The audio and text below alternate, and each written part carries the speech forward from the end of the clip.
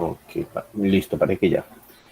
Entonces hagamos un ejercicio de composición de funciones. Compongamos dos funciones antes de hacer esto.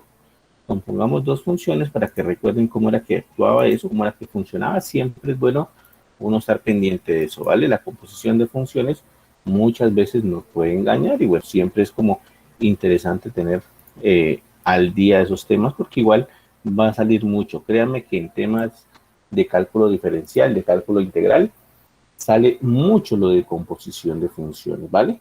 Entonces, por ejemplo, si nos dicen tome estas dos funciones y halle la composición. Entonces, si nos dicen, por ejemplo, f de x es igual a x cuadrado más 3x más, pongámosle 5, ¿vale? Y g de x es igual a x a la 4 más x a la 2 más 3, por ejemplo.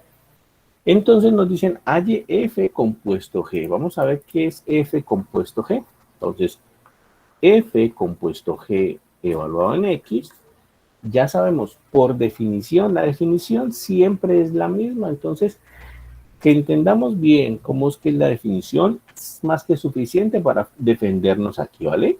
Por definición, esto es función externa evaluada en la función interna. ¿Qué es lo que sigue? Pues comenzar a sustituir. ¿Por qué? Porque me están diciendo por aquí g de x, ¿cierto? Función interna g de x. Entonces voy y miro cuánto vale g de x. G de x es x a la 4 más x a la 2 más 3. Entonces pongo aquí el x a la 4 más x a la 2 más 3, ¿vale? Y entonces ahora voy a la función f y en donde esté x, yo lo voy a sustituir por eso que está ahí. En donde esté x, voy a sustituirlo por x a la 4 más x a la 2 más 3. ¿Listo? Esa es la clave del asunto, entender que simplemente voy a la función f y sustituyo. Entonces me quedaría así. La función f es x a la 2 más 3x más 5. Entonces x a la 2. Entonces sustituyo x por eso que está ahí en verde, sería entonces así. X a la 4 más x a la 2 más 3, ¿vale? A la 2, ¿listo? Ese sería el primer término de la función f, sería este de aquí. X a la 2, me quedaría entonces, en lugar de x pongo x a la 4 más x a la 2 más 3, me quedaría entonces así, x a la 2, x a la 4 más x a la 2 más 3 al cuadrado, ¿listo? Es el primer término. El segundo es más 3 por x, pero en lugar de x pongo otra vez x a la 4 más x a la 2 más 3. Y finalmente sumo 5, entonces más 5. Y esa es la composición F compuesto G, ¿listo? Que si podemos simplificarla, en este caso sí podríamos simplificarla, se haría un poquito más de trabajo y queda una expresión pues puede ser que más corta, pero bueno, lo importante es que tal cual como está ahí, ya está la composición. Ese ya es el resultado de la composición. Repito, que si se puede simplificar, sí, la mayoría de las veces, o digamos que muchas veces, uno puede simplificar un poquito, pero bueno, ahí como tal ya está. Y si me piden la contraria, si me piden G compuesto F, ¿cuál sería? G compuesto F por definición es función externa evaluada en la función interna. Y entonces quedaría así, función externa G evaluada en la función interna F, pero la función interna F es x a la 2 más, x a la, más 3x más 5, ¿no? X a la 2 más 3x más 5. ¿Listo? Entonces, quiere decir que en esta segunda parte, digamos, de este ejercicio, pues tengo G compuesto F es igual a G evaluado en x a la 2 más 3x más 5. Entonces, lo mismo. Voy a la función G y en todo sitio donde me aparezca x, lo sustituyo o evalúo, mejor dicho, en x a la 2 más 3x más 5. En toda parte donde aparezca x, coloco es eso de ahí.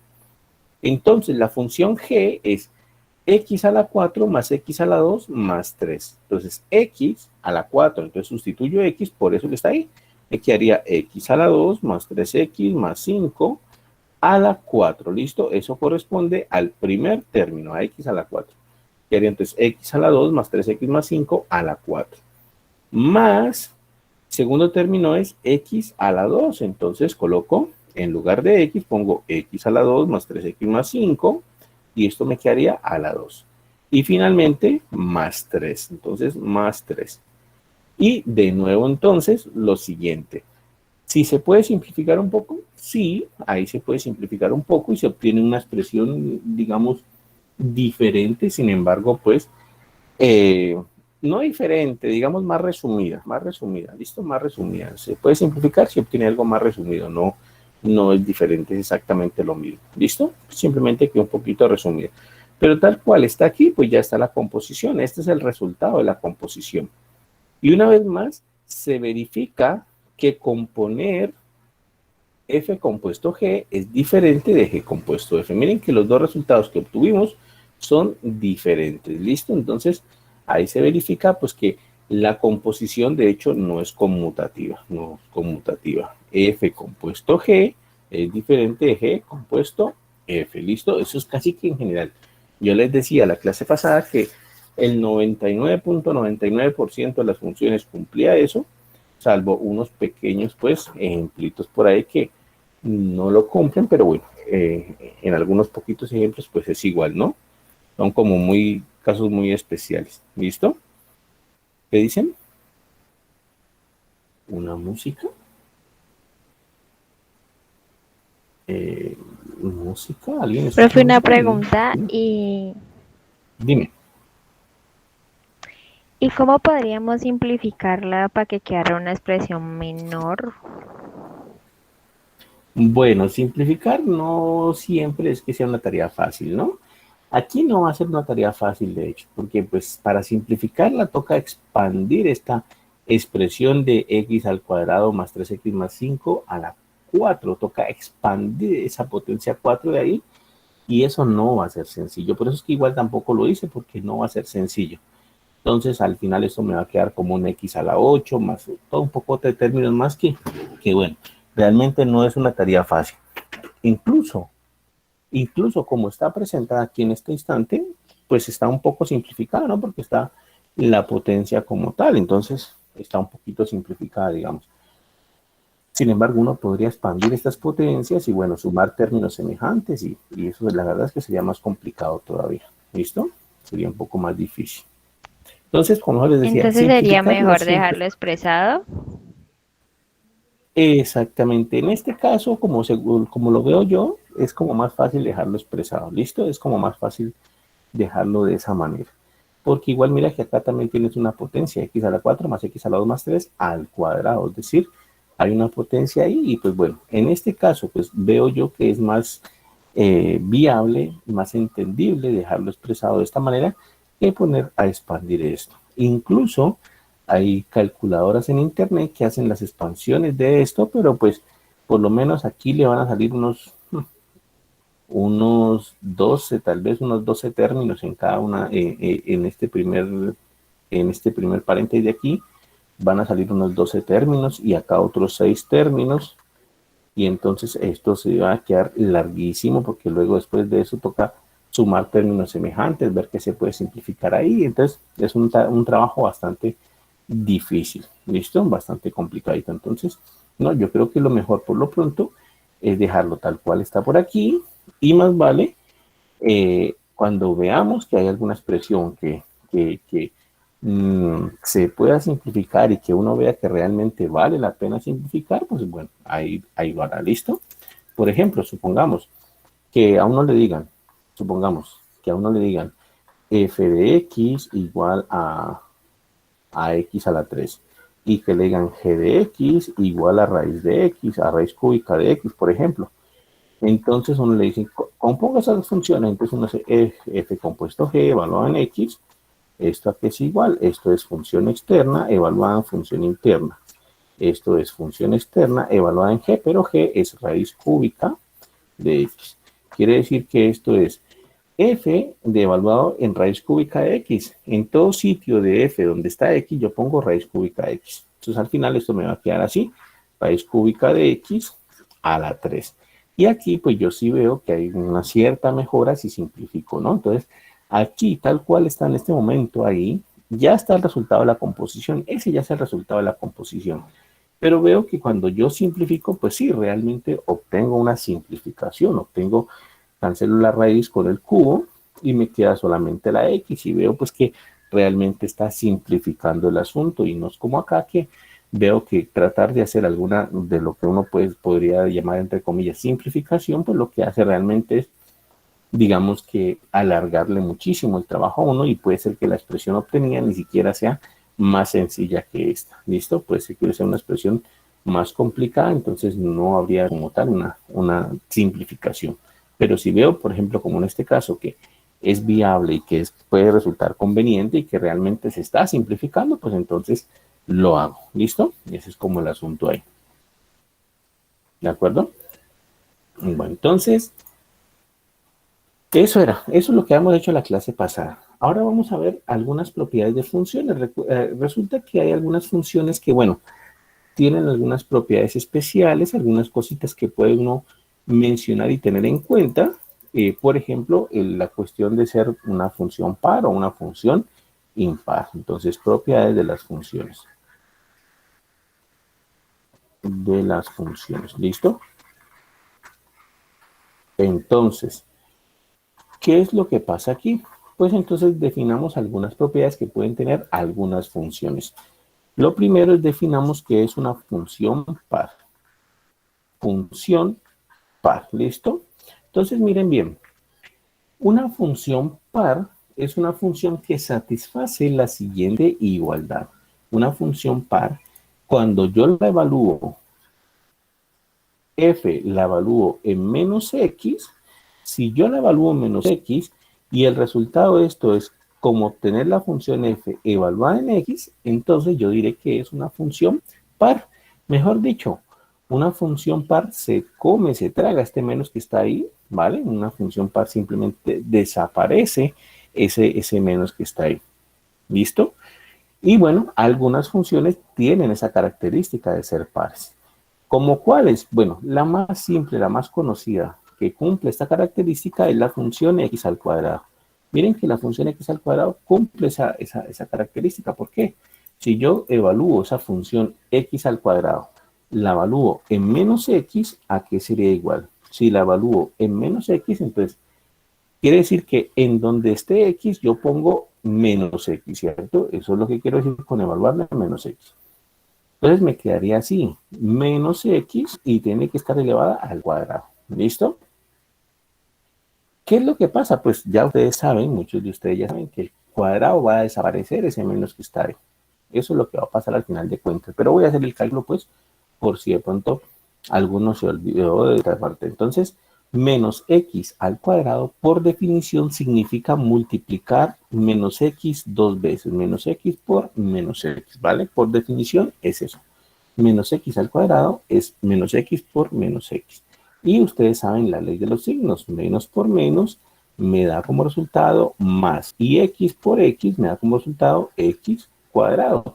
O sea que la función evaluada en menos x me da x al cuadrado. Pero es que x al cuadrado pues es la función original. Ahí está. Es la función f de x original. Quiere decir entonces que yo tengo f de menos x, pues es igual a f de x, ¿listo? Entonces, esa es la primera función par o la función par, digamos, más conocida o más fácil de todas, ¿listo? La función x al cuadrado. Por supuesto que así como me sirvió con x al cuadrado, incluso yo puedo ir un paso más adelante y poner cualquier potencia par. Por ejemplo, x a la 4, por ejemplo, x a la 6, por ejemplo, x a la 8, a la 10, a la 12, y todas esas me van a funcionar. Si yo tengo f de x igual a x a la n, pero con n en número par, ¿vale? Un número par, entonces la misma idea funciona. F de menos x va a ser menos x a la n, pero como n es una potencia par, entonces por la ley de los signos, es una consecuencia de la ley de los signos, va a desaparecer ese menos de ahí, se va a tratar ese menos de ahí, y al final me va a quedar ese x a la n solamente, que es igual a f de x, y por tanto, f de menos x es igual a f de x, ¿vale? Es una consecuencia de la ley de los signos. Y entonces, pues claro, ya tengo muchísimos ejemplos de funciones pares. Dijimos el primero, x a la 2, otro x a la 4, otro x a la 6, otro x a la 8, y todas las funciones eh, que son así, digamos, potencias pares, pues entonces serán funciones pares. ¿Listo?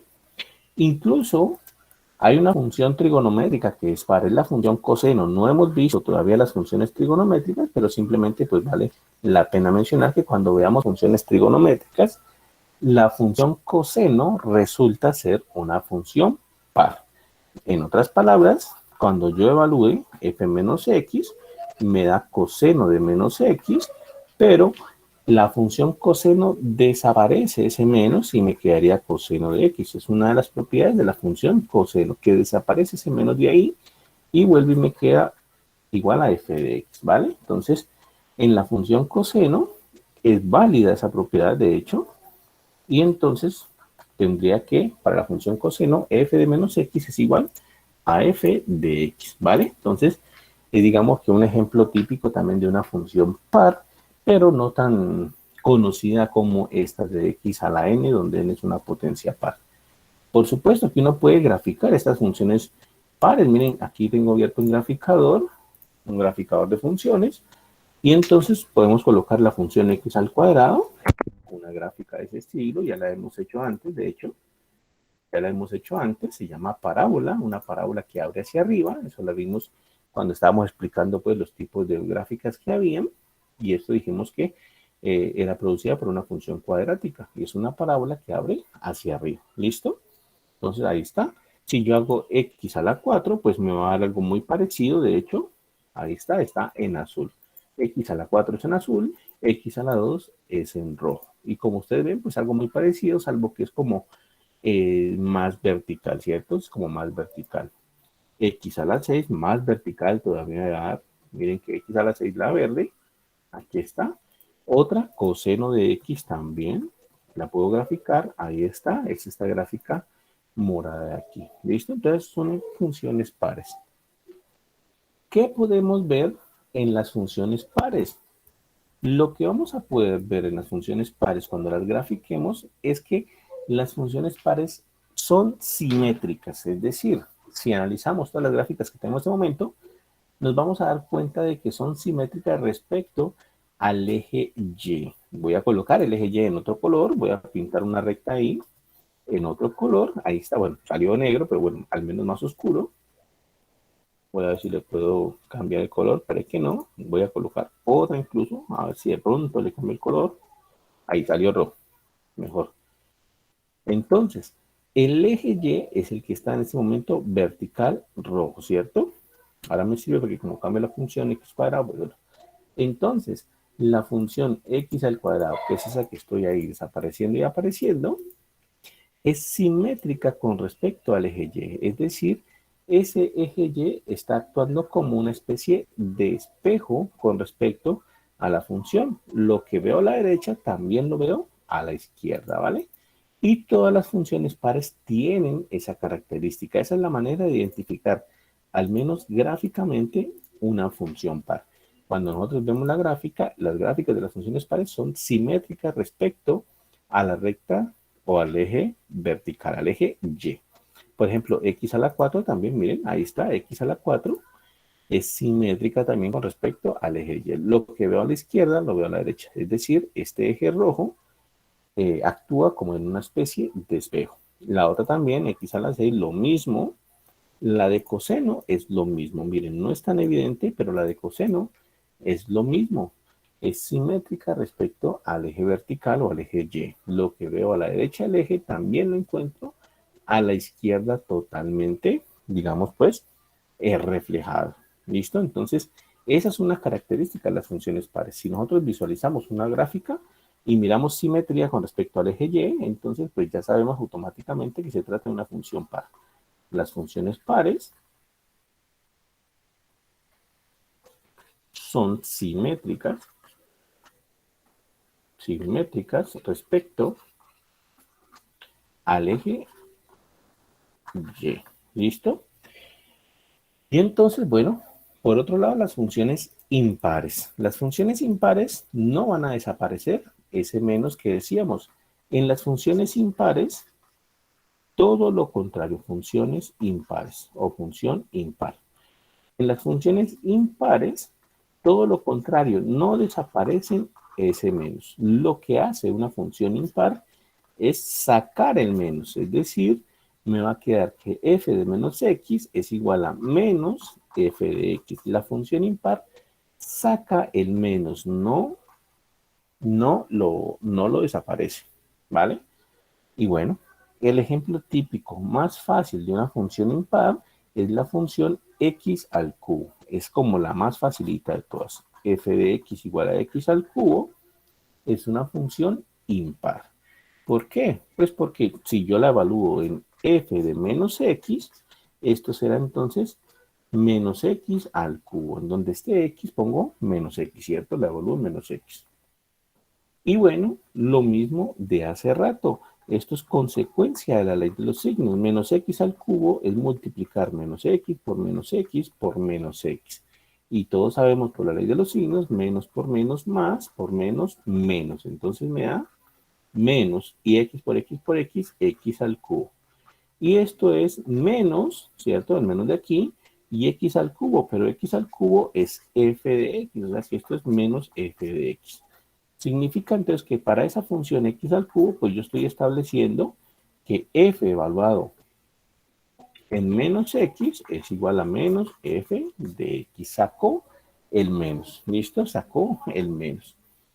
Y asimismo, como esa función x al cubo, pues entonces yo puedo decir también que las funciones del tipo f de x igual a x a la n, pero con n número impar, pues son funciones entonces impares, ¿vale? Son funciones impares.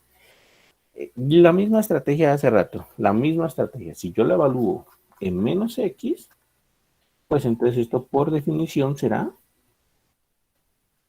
menos x a la n, ¿cierto? Donde n es impar.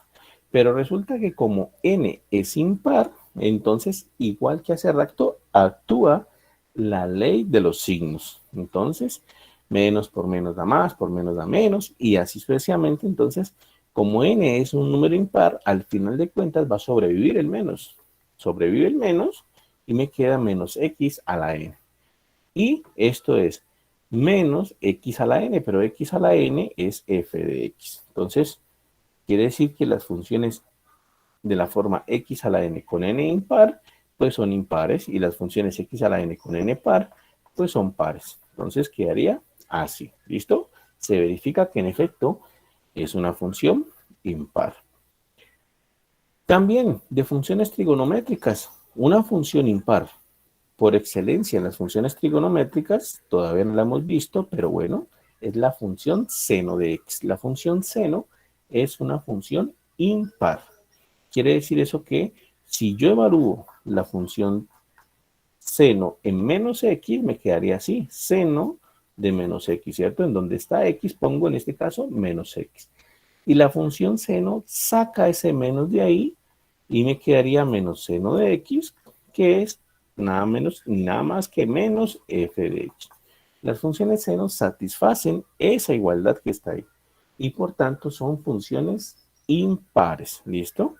Entonces, gráficamente, igual que hace rato, las funciones impares, por ejemplo, x a la 3 es una función impar. Por ejemplo, x a la 5 es una función impar. Por ejemplo, x a la 7 es una función impar. ¿Vale? X a la 7 es una función impar. Por ejemplo, seno de x es una función impar. Entonces, esas funciones todas son impares y crean una gráfica parecida a esta. Esa es x a la 3, la verde es x a la 5, la morada es x a la 7 y la negra es seno de x. ¿Listo? Entonces, bueno, esas son las gráficas de las funciones impares. Y asimismo, como las funciones pares tenían una simetría, Las funciones impares también tienen una simetría, uno las puede reconocer en la gráfica porque son simétricas también. Entonces, simétricas con respecto a qué? Las de hace rato eran simétricas con respecto al eje vertical, ¿cierto? Al eje Y. Pero estas no son simétricas respecto al eje Y. Las funciones impares son simétricas respecto al punto 0.0. Hay una simetría. Ese punto 0.0, ese origen de aquí del plano cartesiano, es el que actúa como un espejo para esas funciones impares. Les voy a colocar una recta por aquí oblicua, por ejemplo, la función X, miren esta recta oblicua. Entonces, si corta, por ejemplo, acá en el punto 1, 1, por acá la cortan en el punto -1, -1. O sea, la cortan exactamente en puntos simétricos. Si coloco 2X, una recta un poco más, con más pendiente, miren, corta la gráfica en 1.414, 2.828, ¿vale? Entonces acá debería ser menos 1.414 menos 2.828. Coloco una última, 3X, por ejemplo. Miren, acá abajo corta en menos 1.732, menos 5.19, o sea que acá arriba debe ser exactamente lo mismo, pero positivo. 1.732, 1.596 si quiere. Entonces, sí, en efecto, las funciones trigonométricas, perdón, las funciones impares son simétricas respecto al puntico origen del plano cartesiano, respecto al punto 0,0. Por eso todas las funciones impares van a pasar por ese punto. Tienen que hacerlo, tienen que pasar por ahí. ¿Listo? Miren que la función x al cubo pasa por el punto 0,0, ahí le hago un zoom. La función x a la 5 también pasa por este punto. La función x a la 7 también lo hace. La función seno de x también lo hace. Incluso aquí porque está con zoom, pero voy a quitarle el zoom. La función seno, ahí se ve que hay una simetría con respecto a este origen. Entonces, bueno, esos son ejemplos de funciones impares, ¿vale? Ahora, ¿qué podemos anotar con respecto a esto? Lo que podemos anotar es lo siguiente. Ok, está aumentando. Lo que podemos anotar es lo siguiente. Eh, Podemos decir que existen funciones que son pares, existen funciones que son impares, pero también hay funciones que no son ni una cosa ni la otra. Hay funciones que no son ni impares, que no son ni pares, ¿vale? Entonces, lo de función par o impar no es excluyente. ¿A qué me refiero con eso? Que cuando hablamos de los números naturales, por ejemplo, uno dice, ah, bueno, ese número solamente tiene dos posibilidades, ¿no? Ser un número par o un número impar. Uno siempre dice, ese número tiene esas dos opciones, o es par o impar, ¿cierto? Es excluyente. Si yo le digo, no, no es par, entonces automáticamente ustedes pueden concluir que es impar. Entonces, allá es excluyente. En las funciones no es así. Existen funciones pares, también hay otras funciones que son impares, pero también hay funciones que no son ni una cosa ni la otra, ¿vale? Que no son ni pares ni impares. Para eso, pues lo más fácil, por ejemplo, es sumar una función par con una función impar. Supongamos lo siguiente, supongamos que tenemos esto. F es función par. Y supongamos que G es función impar. Resulta que si uno suma una función par con una impar, el resultado queda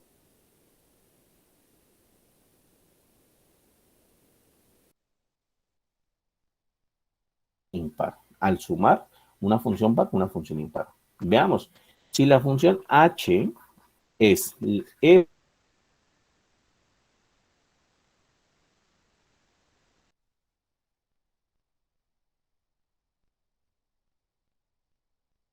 observen x, esto por definiciones, f menos x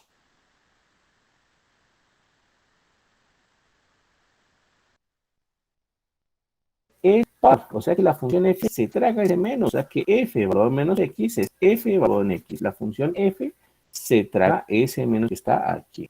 Mientras que la función g es impar. O sea que la función g no se traga ese menos, sino que por el contrario lo saca. Menos g de x. Al final de cuentas, eso les va a dar que h de menos x es igual a f de x menos g de x. Y aquí hay un problema enorme, porque si los dos fuesen más, aquí más y acá más, entonces h de menos x sería h de x. Si fuese así, ¿no? Si fuese que h de menos x sea igual a f de x más g de x, pues entonces eso diríamos que esto es h, o sea que estaríamos diciendo que h de menos x es igual a h de x. Si por el contrario fuesen los dos menos, sería una función impar de hecho. Si nosotros tuviésemos los dos con menos, aquí menos y acá menos, entonces sería impar. Porque h de x es igual a menos f de x menos g de x, factorizo menos y me queda menos h de x, ¿vale? La cuestión es que no es ni una cosa ni la otra. ¿Por qué? Porque aquí me apareció un más y aquí me apareció un menos. Es decir, se intercambiaron los signos de ahí. ¿Listo? Entonces, esto no es ni h de x, ni tampoco es menos h de x. No es ni una cosa ni la otra. No es estas dos. Entonces, no es ni h de x ni h de menos x. Por tanto, entonces, no es ni par ni impar. ¿Listo? La Profesor, ¿usted cuestión es nos que, podría dar un ejemplo de eso? Porque me tiene confundida. claro, mira, muy sencillo. Yo lo estoy haciendo en general, pero toma la función f igual a x al cuadrado. La función x al cuadrado es una función par, ya lo dijimos. Y toma g, x al cubo. X al cubo es una función impar, ya lo dijimos también. Y sumémoslas. Y veamos que la suma no es ni par ni impar. Pongamos como función h la suma x cuadrado más x al cubo. La suma de una función par con una función impar.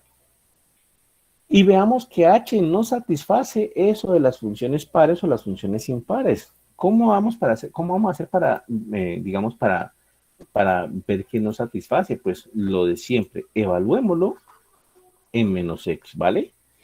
Si sucediese, por ejemplo, que h de menos x es lo mismo que h de x, entonces sería par. Si sucediese que h de menos x saca el menos, entonces sería impar, ¿vale? Pero lo que pasa realmente es que no va a ser ni una cosa ni la otra. ¿Por qué? Voy a evaluarlo, ¿listo? Voy a evaluarlo. Entonces así, h de menos x a que es igual. Entonces voy a la función h y en donde esté x pongo menos x, ¿vale? Quiere decir que aquí sería entonces, aquí, menos x al cuadrado y el segundo sería más menos x a la 3. ¿Listo? Eso sería. ¿Qué pasa ahí? Pues que el primer término, ese término de aquí, es un término elevado a una potencia par. Significa entonces que ese primer término desaparece ese menos. Ya lo hicimos hace ratico la cuenta. Desaparece el menos ese primer término por estar elevado a una potencia par. Entonces aquí me quedaría x al cuadrado solito. Y el segundo término no desaparece ese menos porque es una potencia impar. Es elevado a la 3. Sino que el segundo término saca el menos. Entonces me quedaría así.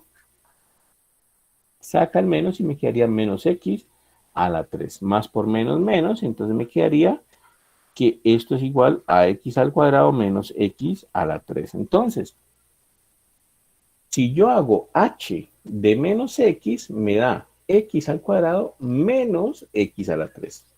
Y aquí entonces me metí en un problema grande. ¿Por qué? Porque resulta que se intercambió el signo. El primero me apareció con más y el segundo me apareció con menos. Quiere decir que esto claramente no es igual a la misma h original, ¿cierto? Porque en la h original los dos eran con más. Los dos eran términos positivos. Entonces, no es la misma h original. Entonces, no es la misma h original, ¿vale?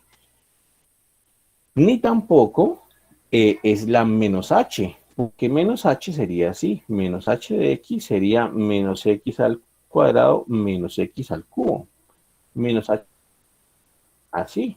Menos x al cuadrado menos x al cubo. Entonces, tampoco es menos h. Entonces, aquí h de menos x no es ni el mismo h de x y tampoco es menos h de x. Quiere decir que no es ni par ni impar. Eso es a lo que me refería. Si nosotros queremos encontrar un ejemplo de una función que no sea ni par ni impar, pues lo que hacemos es sumar una par con una impar y eso no es nada de eso. ¿Listo? Se quitan esas propiedades, se anulan, digamos, las propiedades. Entonces, existen funciones pares, existen otras funciones que son impares, pero también existen otras funciones que no son ni la una cosa ni la otra. ¿Listo? Las funciones pares son simétricas respecto al eje Y, las funciones impares son simétricas respecto al origen, de esa manera los podemos ver gráficamente. Y por supuesto que las funciones que no son ni pares ni impares, pues no van a tener ese tipo de simetrías. ¿Listo? La gráfica no se va a ver así tan bonita como hace rato. Entonces, esa es la cuestión. Cuando nosotros sumamos una función par con una función impar, no es ni par ni impar. ¿Listo? O sea que la función, por ejemplo, h de x igual a seno de x más coseno de x, por ejemplo, no es ni par ni impar, porque la primera función de estas es impar y la sumo con una función coseno, que es una función par. Entonces estoy sumando una función impar con una función par. El resultado no es ni par ni impar. ¿Listo? A eso es lo que me refería entonces. ¿Preguntas, muchachos? ¿Dudas hasta ahí? ¿Está claro? Sí, señor, todo claro. Listo, muy bien. Entonces, esos son los tipos especiales de funciones que suelen surgir a veces, ¿vale? Si surgen, pues ya sabemos que las gráficas son simétricas. Ahora vamos a hablar de un concepto que nosotros necesitamos bastante, que es el concepto de función creciente o decreciente. Resulta que nosotros hasta ahora siempre hemos hecho gráficas de funciones. Pongamos aquí función creciente o decreciente. ¿Listo? Y las gráficas de funciones que hacemos por lo general son más o menos así. Voy a hacer una grafiquita aquí en un plano cartesiano, incluso voy a hacer solamente una parte del plano cartesiano, no lo voy a colocar todo. Y aquí va a estar mi eje X, mi eje Y, y pongamos por aquí unos ciertos numeritos, por ejemplo, A por acá y B. Entonces mi función la voy a dibujar desde A hasta B. Entonces, por ejemplo, empieza aquí mi función y supongamos que hace esto. Supongamos que mi función hace esto, ¿listo? Y llega aquí a B. Entonces, esa puede ser la gráfica de una función, ¿vale? Puede ser normal que una función tenga ese tipo de gráfica, no pasa nada con eso. ¿Qué es lo que pasa? Que si nosotros leemos esa gráfica de izquierda a derecha, es decir, si vamos en esta dirección que les voy a colocar aquí, de izquierda a derecha, pues resulta que podemos encontrar propiedades interesantes. Podemos encontrar que, por ejemplo, una parte de la función va en subida, aquí va subiendo, ¿vale? Aquí va subiendo, llegó hasta aquí y comenzó a descender, comenzó a bajar. ¿Listo? Y llegó hasta por aquí y otra vez comenzó a subir. ¿Listo? A eso se refiere lo decreciente o decreciente. Si nosotros vemos que la función va en subida, va así como esta primera parte, pues entonces diremos que es una función creciente. Como esta segunda parte, si va en bajada, pues diremos que es una función decreciente. Eso sería pues como la idea intuitiva o cómo podemos ver eso en el gráfico. ¿Listo? Una función creciente va a subida, una función decreciente va en bajada. Y eso siempre lo vamos a tener. ¿Y por qué es importante para nosotros? Eso de función creciente y de decreciente es muy importante para nosotros Porque, como les mencionaba algún día, el primer día de clase, de hecho, nosotros estamos interesados en estudiar los máximos y los mínimos de la función. Es decir, estamos interesados en estudiar estos punticos aquí, que son las cimas de las montañas o las partes más bajitas de la función. Esto de aquí será un máximo, esto de acá será un mínimo, por ejemplo. Y entonces decíamos ese día que si nosotros, por ejemplo, tenemos una función que representa las ganancias de una empresa, de nuestra empresa, pues quisiéramos, ¿cierto?, que las ganancias fueran máximas. Entonces, nosotros tenemos que encontrar el máximo de esa función ganancias. ¿Listo? Si por el contrario una función representa los costos en una empresa, en nuestra empresa, pues nosotros quisiéramos que los costos fueran mínimos. Entonces, por eso para nosotros es importante ubicar dónde están esos máximos y esos mínimos. Y esa es una manera de hacerlo, mirar dónde la función es creciente o decreciente y bueno, ahí los podemos ubicar. Si al principio la función es creciente, luego llega hasta un punto y comienza a decrecer, entonces nosotros sabemos que ahí se trata de un máximo, o sea, ahí tiene que haber un máximo. O si viene en bajada, es decreciente y comienza a subir en algún momento, entonces sabemos que por ahí debe haber un mínimo. ¿Listo? Entonces es una estrategia que podemos utilizar. Pero, ¿cómo definimos esto matemáticamente? Matemáticamente, pues tiene su definición. Entonces vamos a colocar aquí la definición matemática de función creciente o decreciente. Voy a hacer un plano cartesiano pequeñito para colocar las dos definiciones así chiquiticas. Imaginemos que tenemos este planito de aquí. Este es X, este es Y. Por aquí unos ciertos valores, A y B, donde está mi función. ¿Listo? Y por aquí la función. Entonces, asumamos que la función hace esto. Y claramente esta función va en subida, ¿cierto? Es una función creciente. Entonces, matemáticamente, nosotros diremos que una función es creciente si logramos hacer lo siguiente. Si tomamos cualquier punto, mejor dicho, voy a repetir la frase porque me quedó mal. Vamos a decir lo siguiente. Nosotros decimos que una función es creciente en este intervalo AB, que fue el que puse aquí.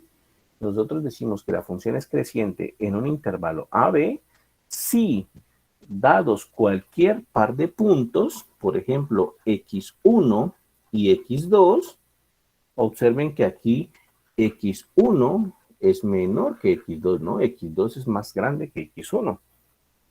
¿Qué es lo que sucede? Pues que las imágenes de la función por medio, bueno, las imágenes de estos puntos por medio de la función, por aquí hay uno, observen, por aquí está f de x1, este es f de x1, y por acá está f de x2, ¿vale?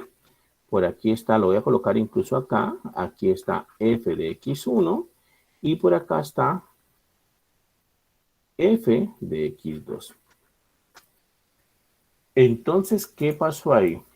Una función se dice creciente si nosotros tomamos dos puntos cualquiera en el intervalo que decimos que es creciente, x1, x2, con la característica de que x1 sea menor que x2, pues lo que va a pasar ahí es que entonces la imagen de x1 por medio de la función es menor que la imagen de x2 por medio de la función. Miren, x1 está más abajo que x2.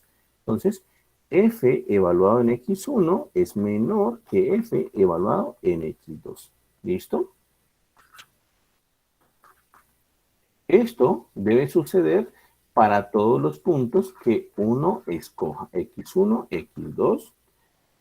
Se tiene que tener eso, ¿listo? Si yo escojo x1 menor que x2, pues la función evaluada en x1 debe ser menor que la función evaluada en x2. Esa es la definición de creciente. Miren, aquí está. Decimos que f es creciente en el, en el intervalo y, pregunta muchachos, ¿dudas? No, bueno, entonces decimos que la función es creciente en el intervalo I si para todo A y B, puntos A y B en el intervalo I, aquí pues le cambiaron un poquito la notación, nosotros utilizamos X1, X2, con A menor que B, fue que nosotros pusimos que X1 menor que X2, se tiene que la función evaluada en A es menor que la función evaluada en B. Justamente el gráfico que tenemos acá, ¿cierto? Solamente que ellos aquí no pusieron A y B, sino que le pusieron intervalo I, y el A y B lo pusieron como por aquí. Ellos llamaron A aquí, B acá. Bueno, da exactamente lo mismo. La cuestión es que siempre que tomemos dos puntos, uno menor que otro, pues la función evaluada en el menor va a dar menos que la función evaluada en el mayor. ¿Listo? ¿Preguntas, muchachos, dudas? Escuché que alguien prendió el micrófono, pensé que iba a preguntar, ¿vale? Y eso es matemáticamente lo que significa que sea, que sea creciente, ¿listo? Y decreciente, pues es muy parecido, solamente que la desigualdad debe cambiar. Entonces, creciente sería así y decreciente sería acá. Entonces, vamos a hacerlo. Otra vez lo mismo. Nuestra función va a estar aquí, eje X, eje Y. Deben un segundito, por favor, muchachos.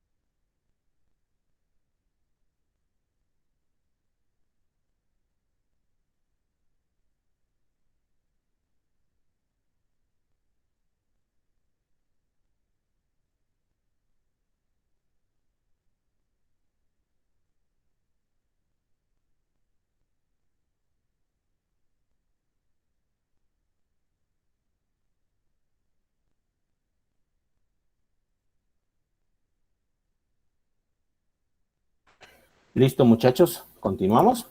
Entonces, decreciente. Ponemos entonces otra vez los puntos A y B, otra vez, ¿cierto? El intervalo I que pusieron allá, para nosotros será el intervalo AB, ¿vale? Y entonces, una función decreciente, pues luciría, por ejemplo, así. Vamos a hacer una funcioncita por aquí. Pongámosla azul. Una función decreciente podría lucir así, por ejemplo. ¿Listo? En bajar. Ahí está. Y entonces lo mismo. Una función se dice decreciente si para cualquier par de puntos que nosotros escojamos, x1 y x2 con x1 menor que x2, pues la imagen de x1 va a estar por encima de la imagen de x2. Miren, x1, f de x1 está por acá arriba, mientras que f de x2 está por acá. Entonces, aquí sería x1 y f de x2. Significa que matemáticamente nosotros diremos que una función es decreciente, ¿sí? Para todo x, 1, x2, tales que x1 sea menor que x2, se va a tener que la función evaluada en x1 es mayor que la función evaluada en x2. ¿Listo? Esa sería la definición matemática de decreciente. ¿De acuerdo? Ahora bien, ¿qué símbolo utilizamos nosotros comúnmente? O bueno, en particular yo lo utilizo. Por ejemplo, si yo logro ver que una función es creciente en un intervalo AB, si f es creciente en AB, por ejemplo, si yo veo que f es creciente en AB, yo escribo, y bueno, algunos libros también lo escriben así, dicen f y colocan esa flechita hacia arriba para indicar que es creciente, y le pongo f es creciente en AB, por ejemplo. Entonces, para mí y para nosotros, eso va a simbolizar que la función en ese intervalo es creciente, que va en subida. ¿Listo? Y por el contrario, si f es decreciente, pues lo mismo. F es decreciente en AB, pues entonces empezamos con la flechita hacia abajo. F es decreciente en AB. ¿Listo? Entonces, vamos a hablar así. Esos son nuestros términos. Digamos que eso es la manera usual como nosotros lo hagamos. ¿Listo? Hagamos un ejemplito también como para que quede esto totalmente claro. Voy a dibujar un plano cartesiano grandecito. Dibujemos una función que sea creciente y decreciente, que vaya cambiando. Mirar cómo es que está esto. Aquí está eje X, por acá está eje Y. Pongamos por aquí, aquí inicia la función, aquí termina la función. Vamos a colocar letras, ¿listo? Ahora las colocamos, bueno, ahorita las colocamos y vamos a colocar nuestra función. Imaginemos que la función empieza aquí.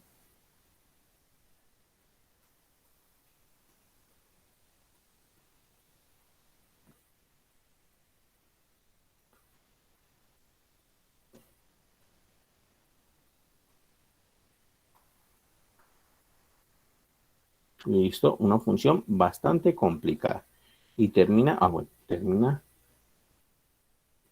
un poquito más acá para que quede justamente la linecita ahí. ¿Listo? Vamos a colocar entonces letras para los puntos de la parte inferior. Supongamos que empieza aquí en este punto y que este punto es el punto A. ¿Listo? Va hasta aquí y a este punto pongámosle B. Va hasta aquí, a este punto pongámosle C. Va hasta aquí, a este punto pongámosle D. Hasta aquí, a este punto pongámosle E. Hasta aquí, a este punto pongámosle F. Hasta este punto pongámosle G. Y al final pongámosle H. ¿Listo? Entonces, podemos encontrarnos con una gráfica de una función así. Incluso hay funciones mucho más complicadas que esa que está ahí. ¿Listo? Esta es nuestra función f normal. Y este es nuestro último punto ahí. ¿Qué podemos decir acerca de esa función? Podemos decir que esa función es, vamos a anotar, ¿listo? Esa función f que pusimos ahí es creciente. ¿En qué intervalos? Es creciente en, primero, en el intervalo desde B hasta C. ¿Vale? Para todos, creo que está claro que es creciente ahí, ¿no? ¿O alguien tiene dudas al respecto? Bueno, parece que está claro que es creciente desde B hasta C. También es creciente desde D hasta E, por ejemplo. También es creciente en el intervalo desde D hasta E. ¿Listo? que es en esta zona de aquí. O sea que es creciente desde B hasta C. Voy a colocarlo así, como colocarle aquí la flechita hacia arriba. Es creciente desde D hasta E. Voy a colocar la flechita hacia arriba y desde E hasta F. ¿Alguien me puede decir desde D hasta F esa función es creciente o decreciente?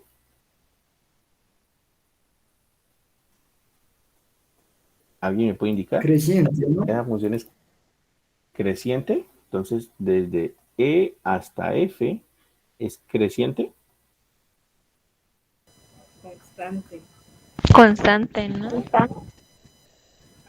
Es constante, exactamente. Pero las funciones constantes son crecientes o decrecientes. Pues ninguna de No, las teniendo dos que se mantienen. Ninguna de las dos. Exactamente, eso es. En el intervalo desde E hasta F, la función no es creciente ni decreciente. Significa que hay funciones que no tienen por qué ser crecientes o decrecientes, ¿vale? Ese pedacito de ahí es un ejemplo de eso. Ese pedacito desde E hasta F ni es creciente ni es decreciente. Ni va en subida ni va en bajada. Entonces, desde E hasta F no es nada de eso. Por supuesto que vuelve a ser creciente desde F hasta G, aquí vuelve a ser creciente. Entonces, desde F hasta G es creciente. ¿Listo? ¿Y dónde es decreciente? Pues decreciente va a ser desde A hasta B, incluso va en bajada desde A hasta B, ¿cierto? Desde A hasta B. También es decreciente en donde desde C hasta D. Miren que aquí desde A hasta B es en bajada. Desde C hasta D es en bajada también. Desde C hasta D, ¿cierto? Y finalmente también desde G hasta H. Desde G hasta H también va en bajada. Entonces, ahí ven, nosotros podemos tener funciones que son bastante complicadas, que crecen, que decrecen muchas veces. Y bueno, uno tiene que saber en qué intervalos hay crecimiento, en qué intervalos hay decrecimiento y en qué intervalos no hay ni una cosa ni la otra. ¿Listo? Por ejemplo, ese intervalo F, F, ¿cierto? Desde E hasta F no es ni creciente ni decreciente. ¿Listo? Entonces, bueno, esa es la cuestión con las funciones crecientes, decrecientes. Aquí se ha puesto, pues, se ha comentado el asunto, está la definición de creciente, decreciente. Por supuesto que la idea es que siempre vengan y retomen el libro y pues eso ayuda bastante. ¿Listo? Entonces tenemos funciones crecientes, funciones decrecientes. ¿Listo? Preguntas, Profe, y muchachos, dudas hasta ahí. en el caso de la E hasta la F, ¿cómo se representaría de que es constante la gráfica o no se representa, eso es así? No hay un símbolo pues para mantener, no hay un símbolo para indicar que es constante, simplemente si colocas, lo usual es colocar F es constante en E hasta F, ¿listo? Ahí es como lo usual, no hay un símbolo pues, incluso este simbolito de la flechita hacia arriba y la flechita hacia abajo, se puede encontrar en algunos libros, pero no es como, digamos, universal, ¿no? Es como que lo encontremos en absolutamente todos los libros, simplemente que aquí en este curso, pues al menos conmigo, los manejo porque pues son fáciles de entender y además que ilustran de una vez, pues incluso después vamos a ver funciones cóncavas hacia arriba, cóncavas hacia abajo y entonces ahí colocamos como una U o como una U al revés para indicar eso, pero eso lo vemos casi que al final del curso, ¿vale? También hacemos como un simbolito así que nos resuma, pues, eso. Pero repito, pues no son símbolos universales, no es que en todos los libros lo vayan a encontrar, pueden ustedes estudiar en algún libro que no diga esto, sino que pongan su propio símbolo, pues, pero aquí en este curso es lo que vamos a utilizar para entendernos, pues, entre nosotros, ¿vale? Listo. Ahora bien, funciones periódicas. ¿Qué pasa con las funciones periódicas? Pues resulta que hay funciones que hay una sección de la función que se comienza a repetir infinitamente. ¿Listo? Hay una sección de la función que se repite. El ejemplo más típico de funciones periódicas es la función seno, por ejemplo, o la función coseno. Esas dos funciones trigonométricas van a ser funciones periódicas. Entonces, diremos así, función periódica de periodo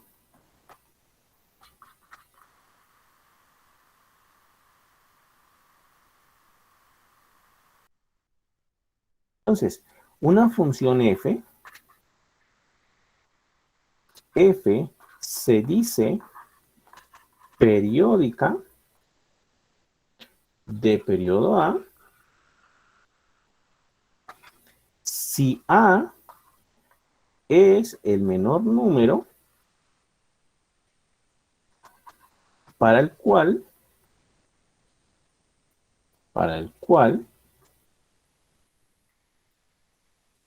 f de x más a es igual a f de x para todo x que pertenezca al dominio de la función o a los reales. Pongámosle a los reales de una vez. Bastante confusa la definición, es bastante confusa, pero ya vamos a ver por qué estamos hablando de que es el menor número para el cual se satisface eso y que no sé qué. Es un poquito confusa al principio, pero bueno, vamos a explicar en detalle eso. ¿Listo? Entonces, como les decía, la cuestión con las funciones periódicas es que se comienzan a repetir. ¿Listo? Hay una sección de la gráfica que se comienza a repetir y ahí pues podemos identificarlas. Como les decía, el ejemplo típico de función periódica es la función seno. Eso incluso la podemos hacer aquí en GeoGebra. Aquí en GeoGebra pues es un poquito más fácil manipular esa situación.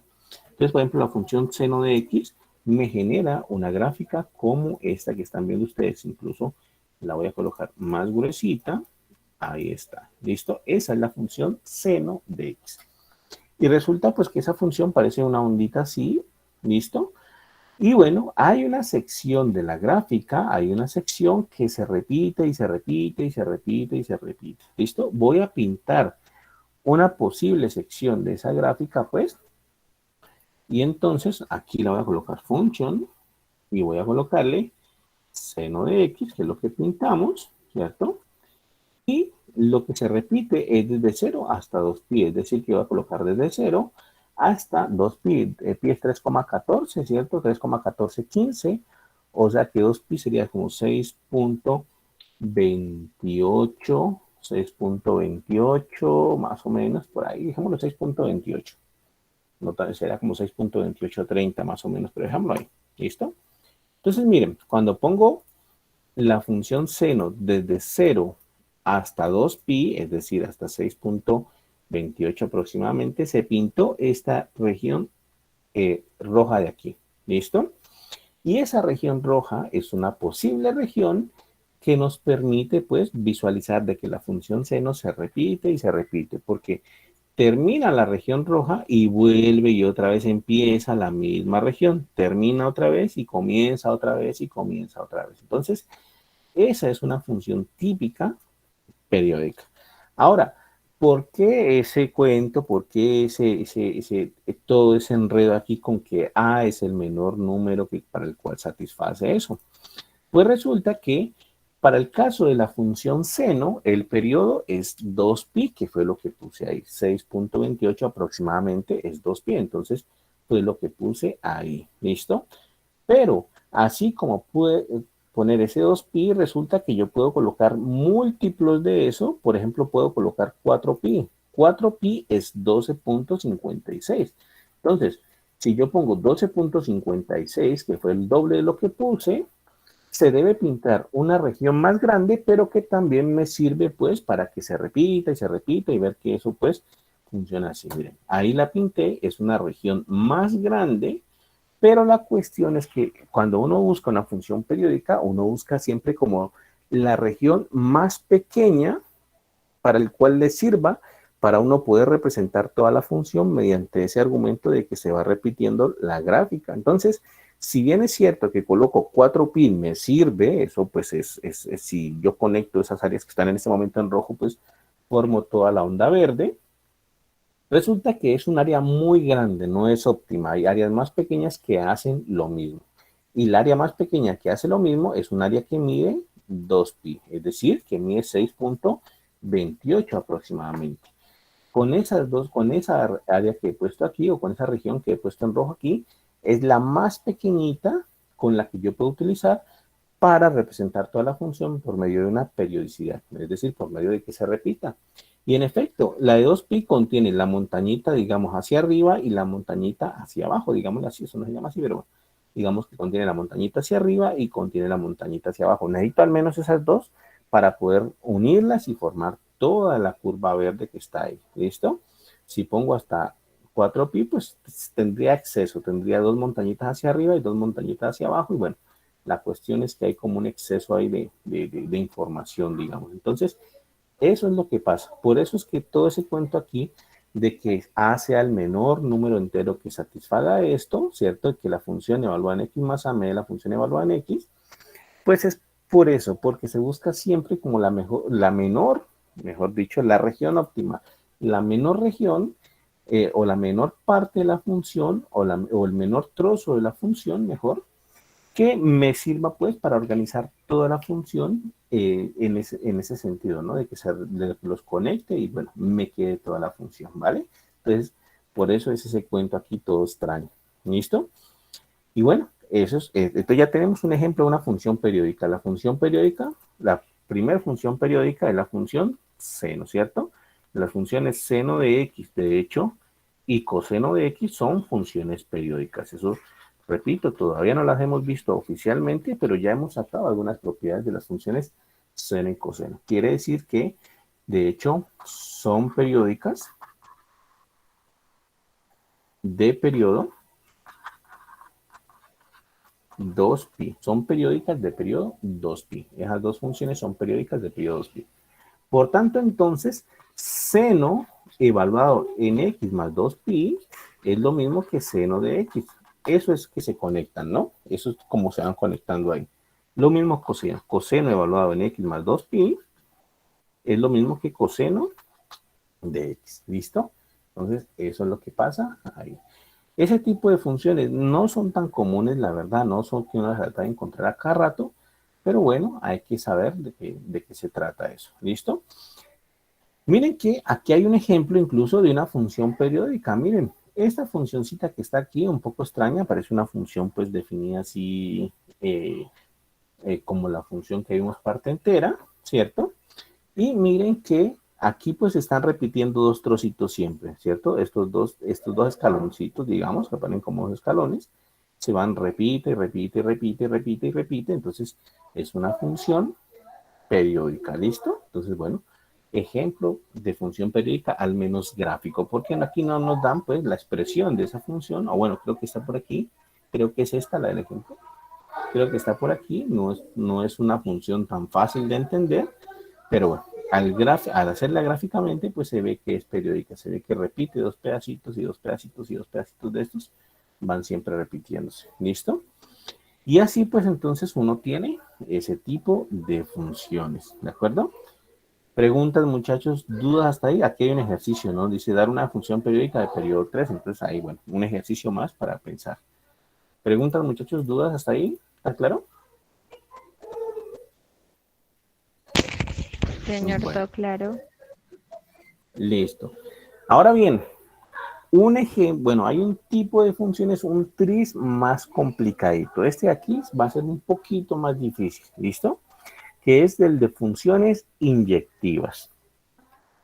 Una función inyectiva o una función se dice inyectiva si elementos distintos en el dominio crean imágenes distintas en el codominio. Entonces es difícil un poquito de entender esto. ¿Listo? Aquí está la definición, miren, justamente lo que dije. Una función f se dice inyectiva o se dice 1 a 1, en algunos libros también le dicen 1 a 1, si para cada a y b en el dominio, si tomamos dos números a y b en el dominio, diferentes, a diferente de b, se tiene entonces que f de a es diferente de f de b. Es decir, elementos diferentes en el dominio crean imágenes diferentes en el codominio. Esa es la cuestión aquí. Elementos diferentes en el dominio nos llevan a imágenes diferentes en el codominio. De pronto más fácil se ve en un gráfico. Vamos a pintar por aquí una función. Aquí es que estamos nosotros, ¿no? De hecho, una función típica que no es inyectiva es la función x al cuadrado. Esa no es inyectiva. ¿Listo? ¿Por qué la función x al cuadrado no es inyectiva? Bueno, muy sencillo. La función x al cuadrado no es inyectiva porque nosotros podemos encontrar elementos distintos en el dominio que crean imágenes iguales. Las inyectivas crean imágenes distintas. Aquí, por ejemplo, f de x igual a x al cuadrado, podemos encontrar elementos distintos. Claro, les voy a dar de una vez. En menos 2 y en 2, por ejemplo. Si yo evalúo cuadrado en menos 2, me da ¿cuánto? Menos 2 al cuadrado, ¿cierto? Que esto es 4. Y si yo evalúo la función en 2, me da 2 al cuadrado, que también es 4, ¿cierto? Palabras más, palabras menos. Estoy encontrando elementos distintos. 2 es distinto de menos 2, pero con imágenes iguales. F de 2 me dio 4 y f de menos 2 también me dio 4. Entonces, eso ya indica que esto no va a ser inyectivo. No es inyectivo. Entonces, para que sea inyectivo, elementos distintos tienen que darme imágenes distintas. ¿Listo? Gráficamente nosotros lo podemos notar de la siguiente manera. Gráficamente, ¿qué es lo que pasa? Gráficamente es que hay un criterio que se llama el criterio de la recta horizontal y gráficamente indica que si yo trazo, que si yo puedo trazar una recta horizontal en alguna parte de la función y eso toca a la función en 2 puntos, entonces automáticamente deja de ser inyectiva. Por ejemplo, voy a trazar y igual a 4. Miren, y igual a 4, está por acá arriba, dice, aquí está, miren. Tracé una recta horizontal en esta región de la función y esa recta horizontal tocó la función en 2 puntos, ¿vale? Y eso indica que esa función no es inyectiva. Para que sea inyectiva, debemos que, o debe pasar que, si yo trazo una recta horizontal en cualquier punto, debe tocar a la función en máximo un punto. Es decir, o no la toca, o si la toca, debe ser en un puntico. ¿Listo? Entonces, aquí no se trata de inyectiva. Pero mientras que la función x al cubo sí es inyectiva. Miren que aquí está la gráfica de x al cubo, y esa gráfica de x al cubo corresponde a una gráfica de una función inyectiva. Siempre que yo trace una recta horizontal, va a tocar a esa función en un solo punto como máximo. Aquí está. ¿Listo? Acá pareciera, pues como que está muy agachada aquí y pareciera que la tocara en varios puntos. Si uno coloca, por ejemplo, y igual a 0, pareciera, pues, pero no, eso es solamente una ilusión óptica, ¿vale? No la tocan varios puntos, de hecho. La toca en un solo punto, que es en el punto 0, 0. Simplemente que las gráficas están muy cercanas, pero no se están tocando, de hecho, solamente en ese puntico, ¿listo? Entonces, la función f de x igual a x al cubo, se trata de una gráfica de una función inyectiva. Por tanto, x al cuadrado no es inyectiva, x al cubo sí es inyectiva. ¿Listo? Y así lucen las funciones inyectivas. Y está el criterio entonces de la recta horizontal. Una función inyectiva, repito, siempre que yo trace una función horizontal en cualquier sitio, debe tocar a la función en máximo un punto. O no la toca, o si la toca en exclusivamente un punto. No como la función x al cuadrado, que bueno, ahí ya ustedes vieron qué pasaba con esa función x al cuadrado, ¿no? Entonces, así luce esa inyectividad, ¿vale? Parece un concepto difícil, sin embargo, pues es muy importante y sin embargo, pues uno tiene que gastarle el tiempo a ese concepto porque la verdad es que es bastante importante.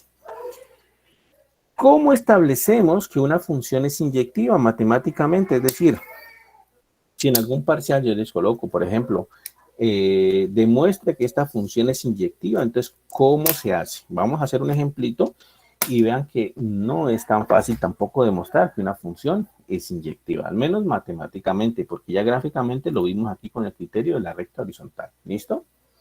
Entonces, si por ejemplo yo les digo, tome la función f de x igual a 3x más 5, ¿listo? Y demuestre matemáticamente que es inyectiva. Demuestre que es inyectiva. ¿Listo? Y efectivamente esa es inyectiva. Si yo hago la gráfica, pues cumple el criterio de la gráfica de la recta horizontal. Voy a hacer la gráfica por aquí. Es una línea recta. Ya sabemos que eso es una función lineal. Era 3x más 5, ¿no?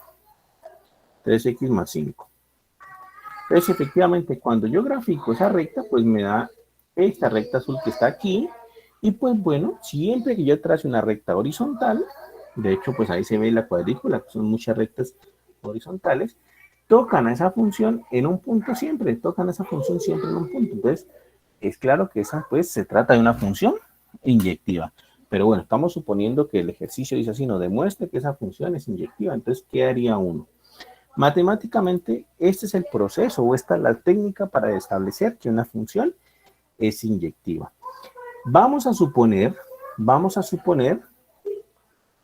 Supongamos que existen dos puntos. Supongamos que existen dos puntos, pongámosle x1 y x2. ¿Listo? Supongamos que existen dos puntos para los cuales se cumple que la función evaluada en x1 es igual a la función evaluada en x2. Uno siempre arranca así para establecer si una función es inyectiva.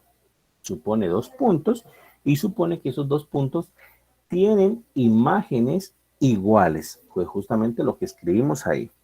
Sí, logramos establecer que x1 es igual a x2, entonces estaríamos estableciendo que la función es inyectiva. Recuerden, inyectividad es, si x1 es distinto de x2, entonces f de x1 es distinto de f de x2, ¿cierto? Esa es la definición de inyectividad. Acá hasta la voy a subir, bueno, aquí no la colocamos, la dejamos con el libro nomás, ¿no? Aquí está. Miren la definición. Si A es distinto de B, entonces f de A es distinto de f de B. Pero nosotros estamos suponiendo la igualdad aquí. Nosotros estamos suponiendo que f de A es igual a f de B. Es decir, estamos suponiendo que x1 es igual, f de x1 es igual a f de x2. Si llegamos a que x1 es igual a x2, entonces esa función es inyectiva. ¿Listo? Eso es lo que pasa. ¿Qué es f de x1? F de x1 será entonces sustituir en x, x1. Sería entonces 3 por x1 más 5. Va a ser igual a ¿qué? A f de x2. Pero la función evaluada en x2 es 3 por x2 más 5. Entonces me queda de que 3 por x1 más 5 es igual a 3 por x2 más 5. Arranqué de la igualdad. Arranqué suponiendo la igualdad. Si llego a que x1 es igual a x2, entonces obtengo la inyectividad. ¿Listo? ¿Qué voy a hacer ahora? Bueno, el 5 que está acá sumando lo puedo mandar a restar para poderlo cancelar y me quedaría así. 3x2 más 5 menos 5. Pasé ese 5 que está sumando a restar. Y se cancela con el otro 5, ¿no? 5 menos 5, 0. Entonces me quedaría 3x1 igual a 3x2. Y ahora paso el 3 que está multiplicando a dividir. Entonces me quedaría así. Paso a dividir. Entonces me quedaría x1 es igual a 3x2 sobre 3. Cancelo 3 con 3 o simplifico 3 con 3 y me queda entonces que x1 es igual a x2 y eso prueba entonces que la función es inyectiva. Entonces repito la técnica porque hay veces que lo confunde a uno un poquito esa técnica. Si me piden a mí establecer que una función es inyectiva, el truco está o la clave está en que yo arranco suponiendo que hay dos x1 y x2, ¿vale? Para los cuales la imagen o las imágenes son iguales. F de X1 es igual a F de X2. Eso siempre lo voy a hacer. Esa es la técnica, digamos, más fácil para averiguar si una función es inyectiva. Yo arranco suponiendo la igualdad. Bueno, si supongo la igualdad, hago una serie de pasos, como en este caso, hago una serie de pasos, cancelando, simplificando, pasando a restar, pasando a multiplicar, todos ese tipo de pasos. Y después de cancelar y simplificar todo eso, llego a que x1 es igual a x2, entonces automáticamente la función es inyectiva. ¿Listo? Aquí establece esto que la función es inyectiva. Y miren que esta técnica sirve porque si yo tomo, por ejemplo, la función x al cuadrado, que ya dijimos, ya establecimos que no era inyectiva, por el criterio de la recta horizontal, ya establecimos que no era inyectiva. Si yo tomo esa función y entonces aplico esta técnica, entonces yo digo, bueno, entonces existen x1, x2, tales que las imágenes son iguales, ¿cierto? F de x1 es igual a f de x2. ¿Quién es x1? Pues x1 es, f de x1 sería x1 al cuadrado, ¿cierto? Porque eso es lo que hace la función, elevarlo al cuadrado. Y f de x2 pues sería x2 al cuadrado, ¿cierto? Eso es lo que hace la función, elevarlo al cuadrado. Necesito seguir despejando x1 y x2. ¿Qué hago ahora? Saco raíz cuadrada a ambos lados. x1 al cuadrado y raíz de eso va a ser igual a x2 al cuadrado y raíz de eso. Pero resulta que yo sé que raíz de x1 o raíz de x en general, ¿cierto? Raíz de x al cuadrado no es x, es decir, que yo no puedo cancelar el cuadrado con la raíz y que me quede solamente x. Eso estaba, nosotros sabemos que eso no se puede hacer, sino que lo correcto es que raíz de x al cuadrado me da como resultado es valor absoluto de x. Me da como resultado valor absoluto de x. O sea que aquí yo tengo a la izquierda, tengo valor absoluto de x1 y a la derecha tengo que es igual a valor absoluto de x2. Y entonces me metí en un problema grande porque no logré despejar x1 igual a x2 justamente como salió en el ejemplo anterior. No logré hacerlo. Aquí me queda que el valor absoluto de x1 es igual al valor absoluto de x2. Entonces, no estoy estableciendo inyectividad de la función x al cuadrado. ¿Sí ven? Esta técnica me sirve. Aquí me está diciendo, no, tenga cuidado porque esa función no es inyectiva. Aquí no estoy despejando y estoy obteniendo que x1 sea igual a x2 como lo mencioné hace rato. Entonces me dice, no, cuidado con esa función porque esa función tiene problemas. ¿Listo? ¿Está claro, muchachos? ¿Hasta ahí bien? ¿Alguna pregunta? ¿Alguna duda?